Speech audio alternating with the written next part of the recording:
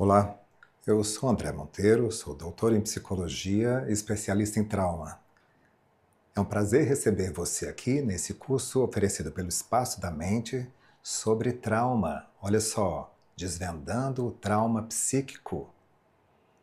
Mas por que esse título? Afinal de contas, trauma não é algo que todo mundo sabe do que se trata? Podemos dizer, nossa, aquela pessoa, coitada, é traumatizada. Mas não é tão simples assim. Porque algumas pessoas são expostas a situações de trauma, mas não necessariamente ficam traumatizadas. E outras pessoas passam por experiências que talvez nós não qualificaríamos como trauma, mas ainda assim apresentam sintomas compatíveis com quem ficou traumatizado. Então a ideia desse curso é ajudar você a entender melhor como desvendar esse tema tão instigante que diz respeito a todos nós, em maior ou menor grau, desvendando o trauma psíquico. No nosso programa, dessa aula, nós vamos ver qual a definição de trauma, o que é que caracteriza uma experiência traumática. Já que eu falei para vocês que a pessoa pode passar por ou ser exposta a uma experiência que é traumatizante, pelo menos aos nossos olhos, de acordo com o nosso parâmetro de perturbação, mas ainda assim não se sentir traumatizada.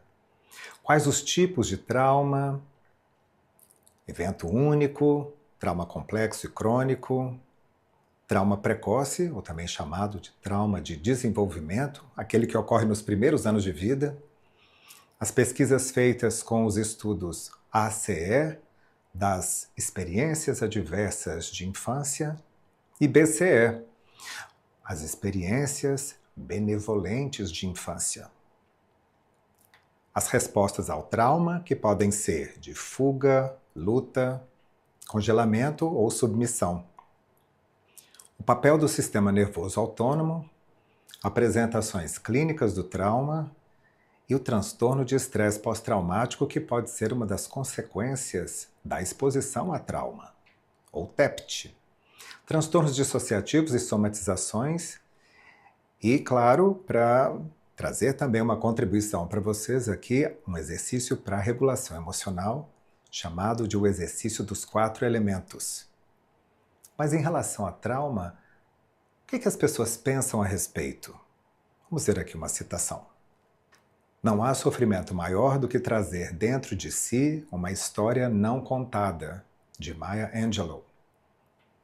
E isso tem tudo a ver com o tema do trauma, porque a experiência traumática impacta as pessoas muito na medida em que a pessoa não tem como expressar a sua vivência.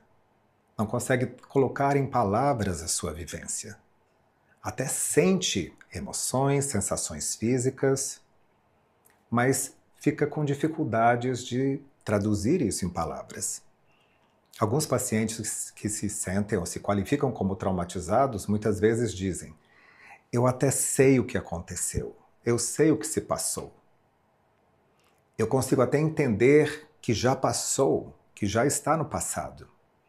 Mas ainda assim, alguma coisa aqui dentro me incomoda, eu não consigo me livrar dela, eu não consigo fazer com que ela se dissolva e retomar uma vida natural, uma vida normal.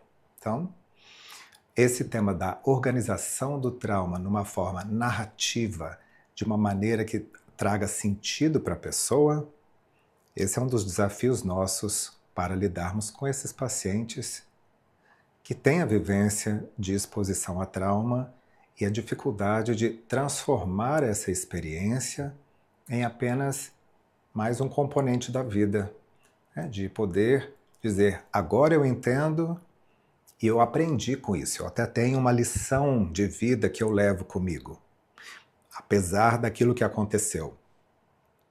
Mas muitos pacientes têm essa dificuldade e essa é a proposta, ou uma das principais propostas terapêuticas, de ajudar a pessoa a encontrar exatamente esse ponto, de uma expressão que seja integradora, que possa traduzir o seguinte: eu passei por isso, mas eu sobrevivi e tenho possibilidades de crescer, até mesmo de superar aquela pessoa que eu era antes dessa experiência.